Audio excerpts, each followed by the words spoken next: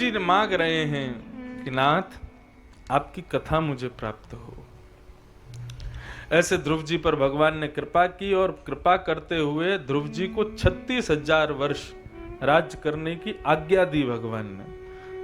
ध्रुव जी बोले भगवान अब आपके दर्शन के बाद मुझे संसार में रहने की आवश्यकता नहीं है, अब मैं नहीं रहना चाहता। आप इतने लंबे समय की अवधि में मुझे क्यों बांध के जा रहे हैं? ठाकुर जी बोले भाई देखो तुम्हारा यहां आकर के मन बदल गया, नहीं तो तुम मांगना तो राज्य गद्दी ही आए थे। इसलिए भैया कभी भूल मत कर देना संसार की वस्तु मांगने से। ठाकुर जी नहीं तो इतनी दे देते हैं कि ऊब जाओगे, थक जाओगे उस संसार में पड़े पड़े। हमारे पूज्य पिताजी कहते हैं ठाकुर जी से मत मांगो, ठाकुर जी को मांगो, उनसे मत मांगो, उन्हीं को मांगो, आप मिल जाओ हमें। ध्रुव जी ने फिर 36,000 वर्ष तक भगवान की आज्ञा से राज्य किया। तत्पश्चात समय आने पर ध्रुव जी भगवत धाम को प्रस्थान कर गए। बोलो भक्त वत्सल भगवान की जय। ध्रुव जी के वंश में आगे राजा अंग हुए, इनके बेटा बैन हुए। बैन को ऋषियों ने मार दिया, तब ऋषि बैन के ही यहाँ भगवान पृथु हुए, जिसकी वजह से हमारे राष्ट्र को पृथ्वी कहा जाता है, इस धरती को पृथ्वी कहा जाता है। ऐसे पृथु महाराज का वंश बताया गया। पृथु महाराज ने भगवान की तपस्या की और तपस्या करके भगवान से 10,000 कान मांगे। भगवान से कहा कि मुझे इतने कान दे दो क्योंकि मेरे लिए 2 कान बड़े कम हैं आपकी कथा सुनने के लिए, मुझे बहुत सारे कान दे दो। एक प्रकार से कहा कि मेरे रोम रोम से श्रवण करूं, ऐसी कृपा कर दो।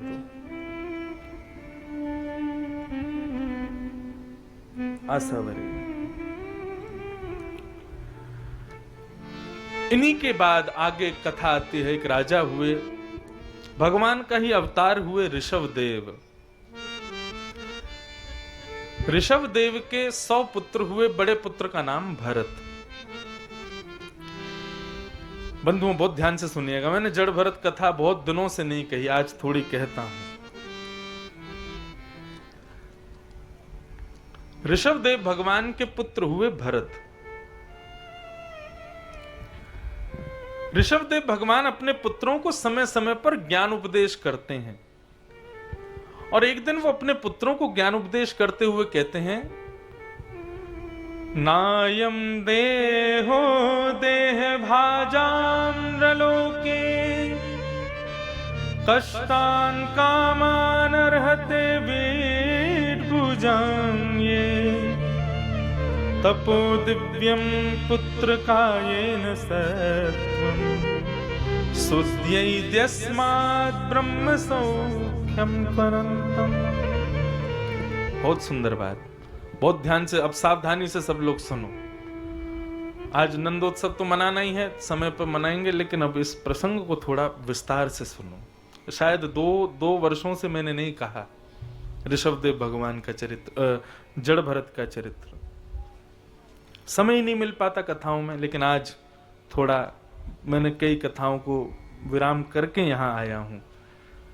है तो बहुत गंभीर और बहुत क्लिष्ट प्रसंग है, अच्छों को समझ नहीं आता, लेकिन आप प्रयास करना कि आपको समझ आवे। ध्यान से सुनो। ऋषभ देव भगवान अपने पुत्रों को ज्ञान उपदेश करते हैं, और ज्ञान उपदेश करते हुए कहते हैं, बच्चों नायम देहो देह भाजाम नृलोके कष्टान कामान अर्हते विड्भुजाम ये। बच्चों कष्ट पाते हुए कर्म करने के लिए शरीर नहीं मिला है हमको।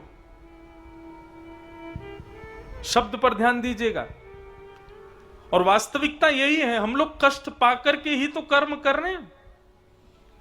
संसार में ऐसा कोई भी नहीं है व्यक्ति जो कर्म करता हो और उसको कष्ट ना होता हो। लेकिन यहां ऋषभ देव जी कहते हैं कि कष्ट पाकर के कर्म करने के लिए हमको शरीर नहीं मिला है, तो शरीर किस लिए मिला है? तब वे कहते हैं, तपो दिव्यम पुत्र कायेन सत्वम शुद्ध्यैत्यस्मात् ब्रह्म सौख्यम त्वनंतम। कर्म करते समय जो कष्ट हमको झेलना पड़ता है ना, उस कष्ट की एक औषधि है। उस औषधि का नित्य सेवन करते रहेंगे तो कर्म करने में कष्ट नहीं होगा। और वो औषधि क्या है? तब कहते हैं भगवद नाम का भजन। वैसे तो यहां पे शब्द लिखा है तपो दिव्यम, तप करते हुए कर्म करना चाहिए। लेकिन बंधुओं देखो, सतयुग, त्रेता, द्वापर, कलयुग, 4 युग हैं। सतयुग में भगवत प्राप्ति का साधन बनाते हैं तपस्या को। त्रेता में भगवत प्राप्ति का साधन बताते हैं यज्ञ को। द्वापर में भगवत प्राप्ति का साधन बताते हैं श्रृंगार और मूर्ति पूजा को। 56 भोग लगाओ, नैवेद्य लगाओ और ठाकुर जी के खूब श्रृंगार करो, उससे ठाकुर जी रीझते हैं। और कलयुग में भगवत प्राप्ति का साधन केवल और केवल नाम जप को, कीर्तन को बताते हैं। कलयुग आते आते भगवत प्राप्ति इतनी सरल हो जाती है। इसलिए श्री ऋषभ देव जी जब ये बात कह रहे हैं, वो सतयुग का समय है, परंतु हम लोग कलयुग के लोग हैं, इसलिए इस बात को समय तपो दिव्यम पुत्र कायेन सत्वम। कर्म करते, कष्ट पाते हुए कर्म करने के लिए नहीं मिला है, भजन करते हुए कर्म करने के लिए शरीर मिला है। यदि भजन की अवधि थोड़ी बढ़ जाए, भगवत नाम स्मरण यदि जीवन में आ जाए, तो कर्म में जो कष्ट होता है ना, उस कष्ट का अनुभव नहीं होगा। भगवान ऋषभ देव कह रहे हैं। इसलिए बच्चों, अब तुम हरि स्मरण करते हुए कर्म करो, उसके बाद तुमको क्या मिलेगा? बोले ब्रह्म सौख्यम त्वनंतम, तुमको ब्रह्म सुख की प्राप्ति होगी। हमारे शास्त्र में, हमारे यहां पर कभी भी कर्म त्याग करके अपने व्यवहार को छोड़ दो, अपने कर्म को छोड़ दो, सबका त्याग करके भगवा धारण कर लो, वैरागी विरक्त महात्मा हो जाए, ऐसा कभी नहीं कहा। हमारे यहां कहा कर्म करो, लेकिन भगवत नाम स्मृति के साथ में करो। इस प्रकार ज्ञान उपदेश किया। तो इन्हीं के सबसे बड़े पुत्र हुए श्री भरत जी महाराज। भरत जी का विवाह हो गया। विवाह के पश्चात कुछ संतान भी हुई, परंतु भरत जी एक समय आने पर अपने राज्य से विरक्त हो गए और उनके मन में भाव आया कि अब सब छोड़ करके मुझे वन में जाना चाहिए, भगवत भजन करना चाहिए। बंधु, हम लोग कभी भी नियमित रूप से ये चीज स्वीकार नहीं कर पाते कि हम संसार के बंधन से मुक्त कब होंगे। कभी कभी अनुभव किया इस चीज का कि हम कभी मुक्त नहीं हो पाते। बेटे का ब्याह हो जाएगा, फिर उसके बाद में हमारे पास तो कुछ नहीं है, फिर भजन करेंगे। बेटे का ब्याह हो जाता है तो फिर मन में इच्छा होती है एक नाती हो जाए, फिर उसके बाद भजन करेंगे। नाती हो जाए तो फिर उसके बाद कहते हैं बाबा बोलने लग जाए, फिर भजन करेंगे। बाबा बोलने लग जाता है, फिर होता है स्कूल जाने लग जाए, फिर भजन करेंगे। नाती अब थोड़ा बड़ा हो गया, अच्छी यूनिवर्सिटी में चला जाए, फिर भजन करेंगे। अब नाती का भी ब्याह हो जाए, फिर भजन करेंगे।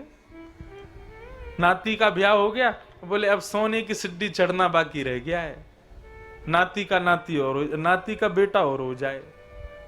हम स्वयं बंधते चले जाते हैं। एक अवधि बनाइए, इस अवधि पर आने पर हम सब छोड़ देंगे, सबका त्याग कर देंगे।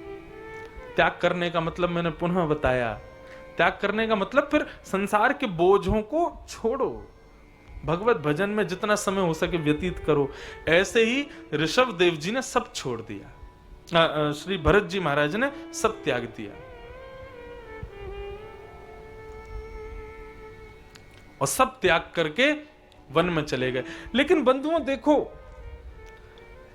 हमारे भीतर एक बहुत भयंकर एक राक्षसी रहती है, उसका नाम है आसक्ति। सब लोग ध्यान से सुनो बिल्कुल। और ये आसक्ति कभी भी किसी में भी आ सकती है।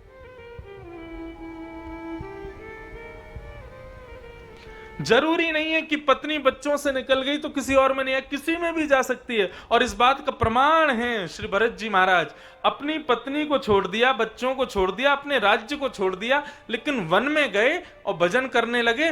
तभी क्या देखा कि नदी के उस पार एक गर्भवती हिरणी जल पी रही है। तभी शेर ने धाड़ मारी और शेर की धाड़ सुनकर के भयभीत होकर के वो हिरणी नदी में कूद गई, और नदी में कूदते ही भय के कारण उसके प्रसव ने वहीं जन्म ले लिया, नदी के बीच में। और भरत जी ने यह दृश्य देखा। भरत जी तुरंत नदी में कूदे और नदी में जाके हिरणी को तो बचा नहीं पाए, उसके बालक को बचा लिया और बचा करके लाए, उसको पहुंच करके उसको बढ़िया व्यवस्थित करके उसको अपने कक्ष में ले आए, अग्नि जला करके उसको तपाया। अब कुछ दिन उसकी सहायता करते, कुछ दिन उसकी देखभाल करते तो ठीक, लेकिन भरत जी महाराज तो पुत्र की भांति आसक्त हो गए उसमें। आसक्ति कभी भी किसी में भी आ सकती है। भरत जी ने अपने परिवार को छोड़ दिया, राज्य को छोड़ दिया, पत्नी बच्चों को छोड़ दिया, लेकिन एक हिरण के बालक में आ गए जो अपनी जाति का नहीं, अपने कुल का नहीं, मानव भी नहीं है। उस हिरणी में, उस हिरणी के बालक में भरत जी का मन लग गया। अब तो भरत जी महाराज का नाम जब धीरे धीरे कम होने लगा और धीरे धीरे उसी का ही ध्यान करने लगे। ध्यान करते करते करते करते स्थिति ये हुई कि भरत जी की वृद्धावस्था आई, अंत समय आया। तो अंत समय आने पर जब वो शिथिल हो गए, कहीं आने जाने लायक नहीं बचे, तब अपनी कुटिया में पड़े पड़े केवल उस हिरण के बालक को देखते रहते हैं। एक दिन हिरणों का झुंड देख करके उस बालक के मन में इच्छा हुई कि मैं भी इनके साथ चला जाऊं, और भरत जी के ना चाहते हुए भी वो बालक भरत जी को छोड़ करके हिरणों के साथ चला गया। उसी हिरण बालक की याद करते करते करते करते करते करते भरत जी के प्राण निकल गए। शास्त्र आज्ञा करते हैं अंत काल में जिसका स्मरण करते हो अगले जन्म में वही बनना पड़ता है। और मैं तो ऐसा कहता हूं, अंतकाल नहीं, जीवन भर जिसका स्मरण करते हो अगले जन्म में वही बनना पड़ता है। भरत जी महाराज अपना एक जन्म गवा देते हैं और दूसरे जन्म में फिर हिरण बन के प्रकट होते हैं। दक्षिण भारत में कहीं उनका जन्म होता है। दक्षिण में जन्म लेकर के भरत जी महाराज मन में विचार करते हैं कि मैं अपना एक जन्म गवा चुका हूं, हिरण में आसक्त होके, अब मुझे हिरण बनना पड़ा। तो पुनः उसी स्थान पर पहुंचे जहां वो तपस्या जी के रूप में, और वहां जाकर के एक ब्राह्मण को तर्पण करते हुए देखा, और उसको देखते हुए भरत जी जानबूझ करके उस हिरण के रूप में नदी में कूद गए और अपने प्राण त्याग दिए। अंत में स्मरण किया था एक ब्राह्मण का, इसलिए अपने तीसरे जन्म में भरत जी महाराज एक ब्राह्मण कुल में जन्म लिए। भरत जी को अपने भजन के प्रताप से अपने 3 पूर्व जन्मों की स्मृति थी कि मैं पहले कौन था। अब की बार भरत जी ने पहले ही दृढ़ निश्चित कर लिया कि भाई कुछ भी हो जाए संसार का नहीं होना है। और जैसे जैसे भरत जी महाराज थोड़े बड़े हुए, अब उनके पिता ने नामकरण तो भरत ही रखा था। पिताजी ब्राह्मण हैं। ये सवारी अपनी कथा की आ रही है क्या? अच्छा, मैंने सोचा कहीं नंदोत्सव की वो लाल जी को नहीं लेके आ रहे हूं। बहुत सावधानी से सुनो। भरत जी महाराज धीरे धीरे बड़े हुए, पहले से ही अपने मन में दृढ़ संकल्प कर लिया कि भरत इस संसार का नहीं होना है। इस बार तीसरी बार मौका दिया ठाकुर जी ने। और स्थिति ये कि उनके ब्राह्मण पिता भरत जी को चाहते थे कि हम ब्राह्मण हैं, हमारा बेटा भी अच्छा ब्राह्मण बने, घर घर में जावे, ब्याह करावे, पाठ पूजा करावे। तो सबसे पहले गायत्री मंत्र याद करा रहे थे भरत जी को, लेकिन भागवत में वर्णन है 6 महीने तक भरत जी ने ओम शब्द भी याद करके नहीं सुनाया अपने पिताजी को। क्यों?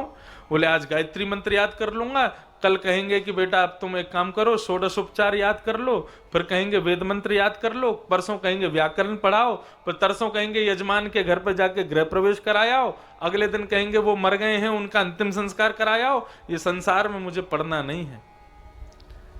एक वाक्य कहते हैं, जो अपनों सुख चाहे हो तो मूर्ख बन के रहो।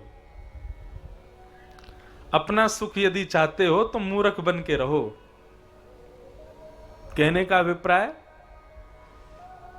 यदि सांसारिक कोई काम आपको दिया गया और आपने बड़ी कुशलता से उसको कर दिया तो बार बार आपको ही दिया जाएगा। इसलिए यदि उससे निवृत्त होना है तो एक बार में ही बिगाड़ दो, दूसरी बार आपको मिलेगा ही नहीं। माता जी कह रही हैं रसोई में जाओ, जाकर के रोटी बनाओ तो रोटी ऐसी बना देना ऑस्ट्रेलिया का नक्शा बन के आवे। अगली बार से मैया कहेगी नहीं बेटा तुम जाओ।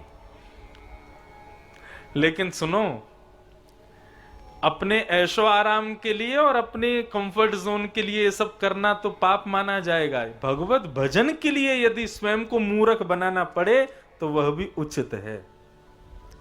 जैसे जड़ भरत जी ने, नाम उनका जड़ भरत थोड़ी था, नाम उनका भरत था, लेकिन वो इतने जड़ बन के रहते थे कि सब उनको जड़ भरत कहते थे। जड़ मतलब बिल्कुल स्थूल, किसी काम के नहीं है। पिताजी ने मन में विचार किया, जिस बालक ने 6 महीने में गायत्री मंत्र याद करके नहीं सुनाया, ये जीवन में क्या करेगा।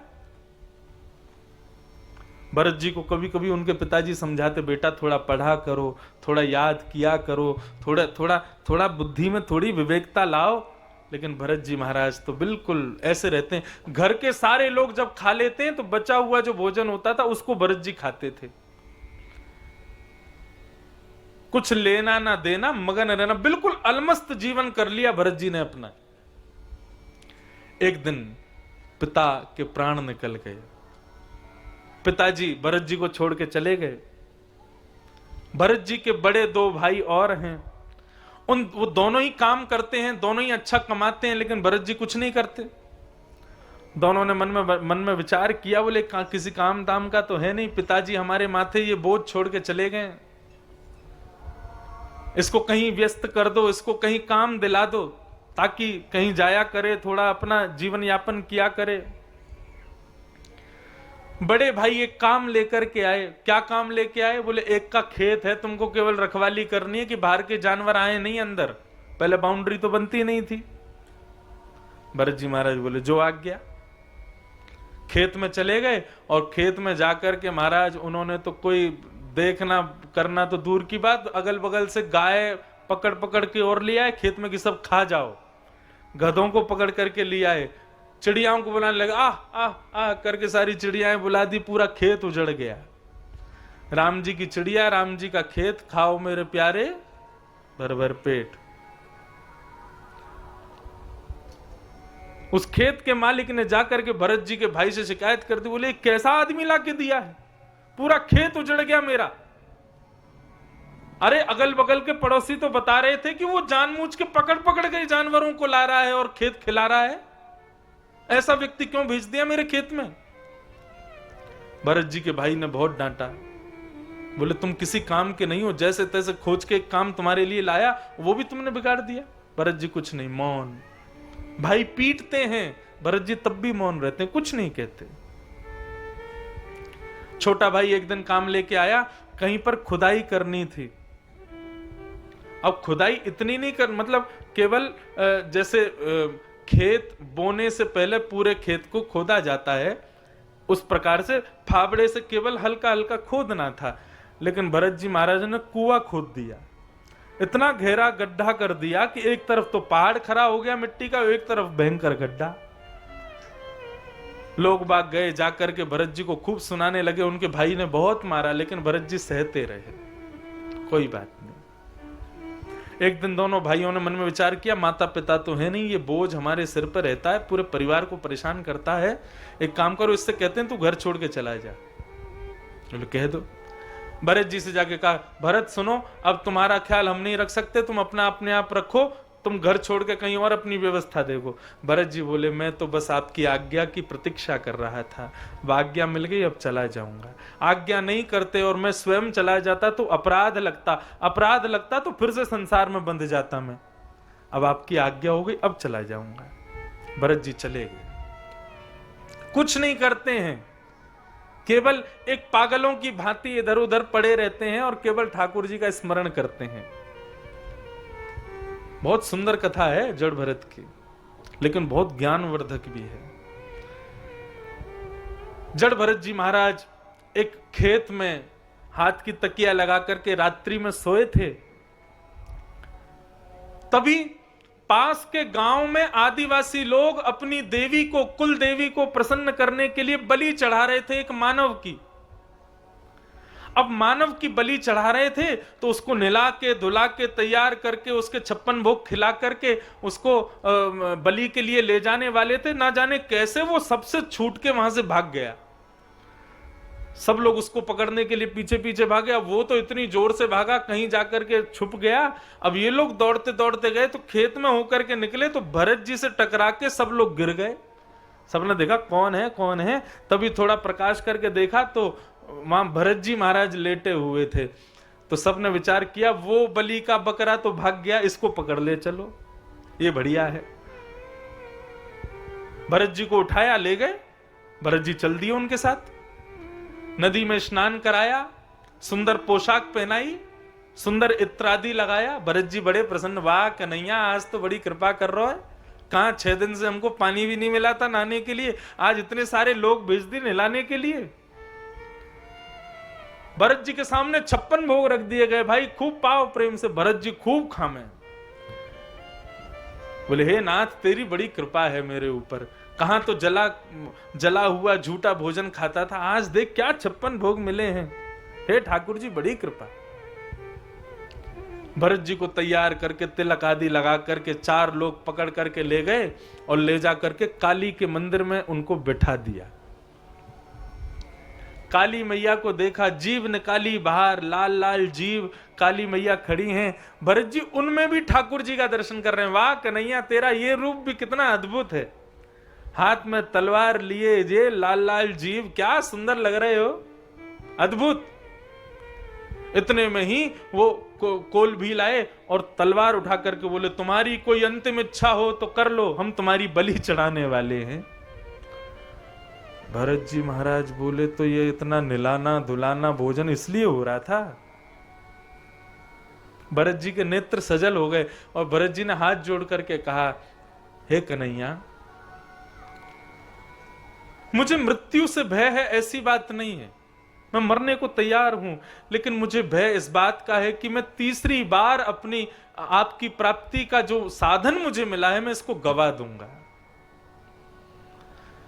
बचपन से आज तक मैं एक जड़ बन करके रहा ताकि संसार में फंस ना जाऊं, परंतु जैसी आपकी इच्छा।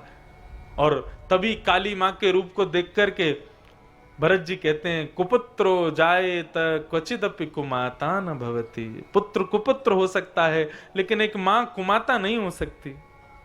यदि मेरे बलि देने से, मेरे सिर कट जाने से आप यदि प्रसन्न होते हो तो मैं अपना सर आपके चरणों में रखता हूं।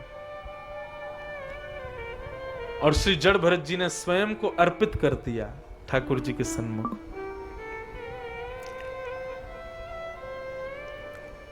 जैसे ही सारे कोल भील तलवार लेकर के भरत जी का सर धड़ से अलग करने लगे, सामने जिस दुर्गा मैया की, काली मैया की जो प्रतिमा थी चटकने लगी और सहसोच्चाट देवी भद्रकाली प्रकट हो गई वहीं पर। और प्रकट होकर के सारे कोल भीलों के सर धड़ से अलग कर दिए। भरत जी जीवित बच गए। भरत जी महाराज नीचे सिर करके बैठे थे। थोड़ी बहुत देर बाद देखने लगे, बोले अभी तक गला कटा नहीं मेरा, अभी तो ठीक है। उठ करके जैसे देखा तो सारे मरे पड़े थे और सामने काली मैया साक्षात खड़ी थी। भरत जी ने चरणों में प्रणाम किया, बोले धन्यवाद मुझे एक और मौका देने के लिए, और प्रणाम करके तुरंत वहां से चले गए।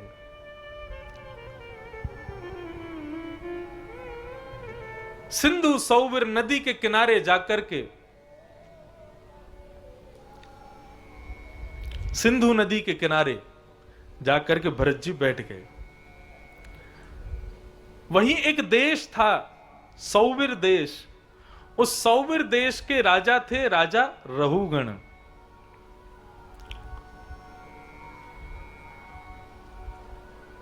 अब रहुगण राजा नित्य कपिल भगवान के आश्रम जाते थे प्रवचन सुनने के लिए। लेकिन प्रवचन सुनने जाते थे, कैसे जाते थे? बिल्कुल राज ठाट के साथ जाते थे। 4 लोग चिन्ह लेकर के चल रहे हैं, बैंड बाजे बजाते हुए चल रहे हैं, 4 लोग पालकी उठा के चल रहे हैं, और उसमें जो है रहुगण राजा बैठ करके तब जाता था।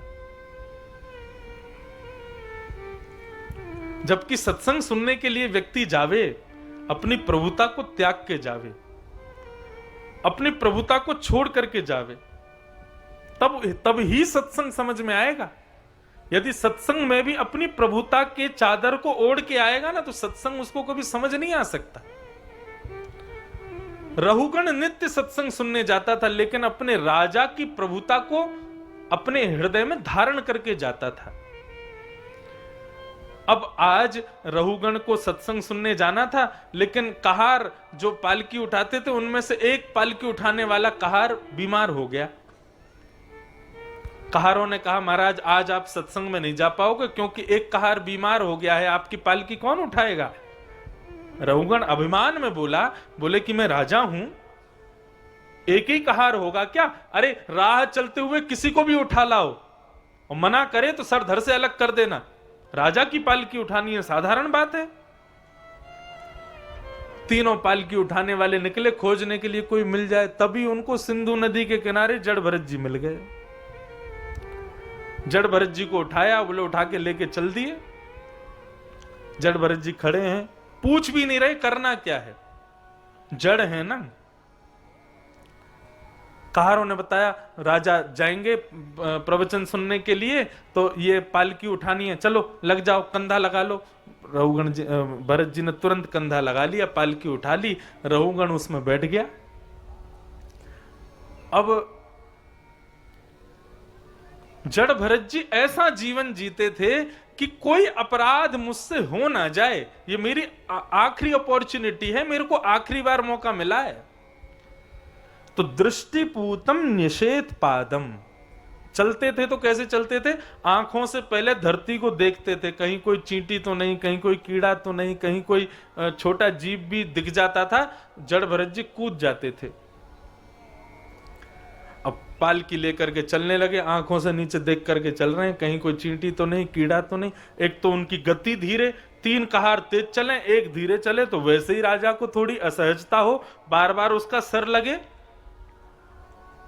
लेकिन तभी क्या हुआ, चींटियों का बहुत सारा झुंड आया, और चींटियों के झुंड को देख करके जड़ भरत जी महाराज जोर से उछल गए। अब जैसे ही उछले तो कंधे पर जो पालकी थी वो पालकी हाथ से छूट गई, पालकी नीचे गिरी तो राजा के सिर में चोट लगी। अब तो राजा बाहर निकल करके आया, ताम्र वर्ण हो गया राजा का, और बोले किसने की ये हरकत मुझे बताओ, मैं उसको दंड दूंगा, मैं उसको शापित करूंगा, मैं उसको आज ही मृत्यु के हवाले कर दूंगा। रहुगण जी चुपचाप खड़े थे। रहुगण जी के मन में, जड़ भरत जी के मन में एक भाव आया कि ये नित्य प्रवचन सुनने के लिए जाता है, लेकिन इतना अभिमान इसके हृदय में है। मन में विचार करने लगे कि भगवद आश्रित व्यक्ति इतना अभिमानी है, और ये अभिमान देख करके भी यदि मैं शांत रहा तो मुझे अपराध लगेगा। आज तक जड़ भरत जी किसी से नहीं बोले, लेकिन रहुगण के अभिमान को देख करके आज जड़ भरत जी बोले, यदि आज मैं शांत रहा तो मुझे दोष लगेगा। और आज जड़ भरत जी ने जो ज्ञान उपदेश किया है रहुगण को, अद्भुत है। क्या कह रहे हैं? बहुत सुंदर बात। त्वयोदितं व्यक्तम विप्रलब्धम भर्तु समेशाद्यदि वीरभार गन्तुर्यदि स्यादधिगम्यमध्वा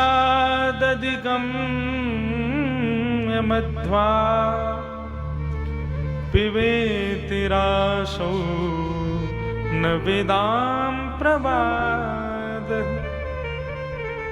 राजा, आपने अभी बहुत सारी बातें मुझसे कही। आपने कहा कि मुझे बहुत भार लग रहा होगा, मैं आपकी पालकी उठा करके चल रहा हूं, मेरे कंधे में बहुत पीड़ा हो रही होगी, और मैं तो बड़ा पतला दुबला हूं, जबकि मेरा शरीर बहुत मोटा है, मैं जानता हूं। लेकिन फिर भी आप मेरे को व्यंग में कह रहे हो कि मेरा शरीर बड़ा पतला है, अकेला मैं ही पालकी उठा रहा हूं। मतलब रहुगण ने जो जो बात कही, उन सब बातों को कहते हुए श्री जड़ भरत जी कहते हैं, बोले राजन, मोटा होना, पतला होना, भार लगना, निर्भार लगना, ये सब शरीर के धर्म होते हैं, आत्मा के नहीं। आत्मा कभी मोटी नहीं होती, कभी पतली नहीं होती, आत्मा को कभी कोई भार नहीं लगता। और आपकी दृष्टि में मैं देह हो सकता हूं, लेकिन मेरी दृष्टि में मैं एक स्वच्छंद आत्मा हूं, मुझे कोई बांध नहीं सकता, मैं आज तक नहीं बंधा। इसलिए ये जो बातें आप मुझसे कह रहे हैं ना, जो अपने आप को देह मानते हो, आप उनसे जाके कहिएगा, मुझसे मत कहिए, क्योंकि मैं एक नित्य मुक्त शुद्ध आत्मा हूं। मुझे ना भार लगता है, ना मैं मोटा होता हूं, ना मैं चलता हूं, ना मुझे किसी भी प्रकार का कोई बोझ लगता है। ऐसा ज्ञान उपदेश किया जड़ भरत जी ने, वो रहुगण चुपचाप सुनता रह गया। तीन कहार बोले, ये तो हमको मूर्ख लगा था, ये तो हमको बिल्कुल ऐसा लगा था कोई पागल बैठा होगा, ये कहां से ज्ञान उपदेश कर रहा है। जड़ भरत जी ने बहुत सारी बातें कही। उन बातों को सुनकर के रहुगण राजा समझ गया कि ये साधारण नहीं है। रहुगण सत्संग तो सुनता था, लेकिन सत्संग जीवन में कभी उतारा नहीं था। आज जड़ भरत जी की बात सुनकर के रहुगण के मन में आया कि ये जरूर सत्संगी हैं, कहीं मुझसे कोई अपराध तो नहीं हो रहा। चरणों में प्रणाम करते हुए रहुगण ने निवेदन किया, नाहं विशंके शूरराज वज्रा नानत्र शूलानयमस्य दण्डात् नागन्यकर्षो मनिल वितप्पा चक्रे वृषं ब्रह्मकुलावमानात्।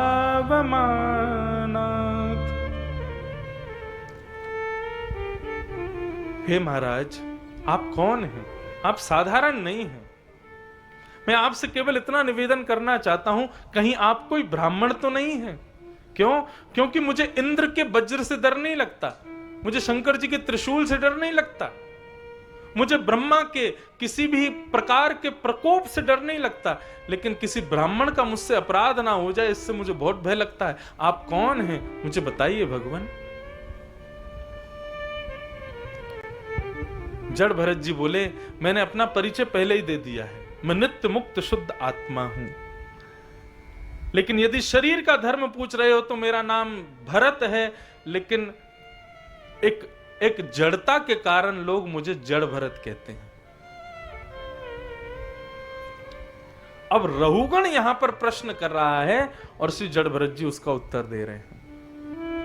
रहुगण ने प्रश्न किया, बोले आपने अभी अभी मेरे से एक बात कही थी कि आत्मा ना मोटी होती, आत्मा ना चलती है, आत्मा को भार नहीं लगता। आप इतनी सारी बातें मुझसे अभी आत्मा के विषय में कह रहे थे, और आप कह रहे थे आप एक नित्य मुक्त शुद्ध आत्मा हो, आप देह नहीं हो। तो भगवान, मैं केवल इतना पूछना चाहता हूं, क्या शरीर पर हुई पीड़ा आत्मा को नहीं लगती? क्योंकि जैसे अग्नि पर हम पतीला रखते हैं, पतीले में पानी, पानी में चावल, अग्नि से पतीला गर्म होता है, पतीले से पानी गर्म होता है, पानी से वो चावल गर्म होता है, बनकर के पक जाता है। तो क्या हमारे देह पर आई पीड़ा हमारी आत्मा को नहीं लगती? मुझे बताइए। जड़ भरत जी महाराज क्रोधित हो गए। अकोविदः कोविदवाद वादान वदस्य तो नाति वदाम वरिष्ठम न सूरयो ही व्यवहार में न तत्वावमर्शेन सहामनन्ति। राजन, तुम जो बात कर रहे हो ना, ये लोक व्यवहार धर्म की बात कर रहे हो, मैं आध्यात्म की चर्चा कर रहा हूं। सांसारिक उदाहरण को आध्यात्म मत दो। ये चावल बनना, पतीले का गर्म होना, पानी का उबलना, ये सब सांसारिक क्रियाएं हैं, इनको आध्यात्म में क्यों जोड़ते हो? और रही बात तो तुम्हारी बात की, तो मेरी बात सुनो। तुम कह रहे हो कि पतीला गर्म होने से जल गर्म होता है, जल से फिर चावल, चावल से उसका गर्भ गर्म होके सब पक जाता है, तो पीड़ा यदि शरीर के बाहर लगी तो आत्मा को क्यों नहीं लगती?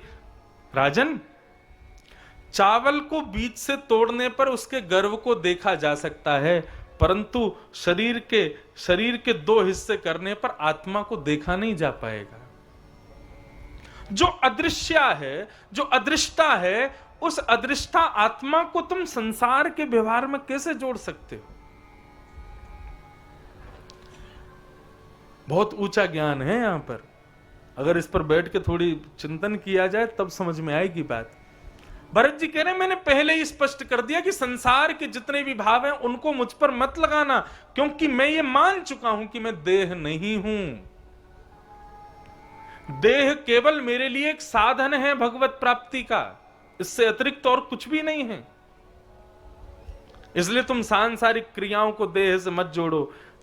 रहुगण की बुद्धि घूमने लगी, चरणों में प्रणाम किया जड़ भरत के और कहने लगा, भगवान मुझे ये ज्ञान कब होगा जो आपको प्राप्त है?